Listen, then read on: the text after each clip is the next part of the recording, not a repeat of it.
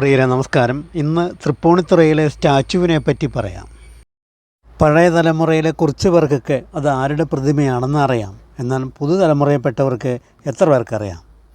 1932 1941 കാലഘട്ടത്തിൽ കൊച്ചി ഭരിച്ച his highness രാജർഷി Maharaja രാമവർമ്മയുടേതാണ് തൃപ്പൂണിത്തുറയിലെ statue. അദ്ദേഹത്തിന് യു.പിയിലെ വാരണാസി ബനാറസ് ഹിന്ദു സർവകലാശാല നിയമത്തിൽ ഹോണററി ഡോക്ടറേറ്റ് നൽകിയ സാഹചര്യത്തിൽ 1935-36 കാലത്ത് സ്ഥാപിക്കപ്പെട്ടതാണ് തൃപ്പൂണിത്തുറയിലെ സ്റ്റാച്യു. രാജവേഷമല്ല പ്രതിമയ്ക്ക് നൽകിയിട്ടുള്ളത്, കോൺവക്കേഷൻ ഗൗൺ, ബിരുദദാന വേഷമാണ്. കയ്യിൽ ബിരുദ സർട്ടിഫിക്കറ്റും പിടിച്ചു നിൽക്കുന്നതാണ് ആ വെങ്കല പ്രതിമ. എന്നാൽ ആ ശില്പത്തിൻ്റെ ശില്പി ആരെന്ന് വ്യക്തമല്ല.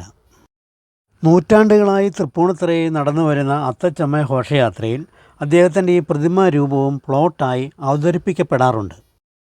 ഇത്തവണത്തെ ഘോഷയാത്രയിൽ അവതരിപ്പിക്കപ്പെട്ട പ്ലോട്ടാണ് ഈ അവസാന ദൃശ്യത്തിലുള്ളത്.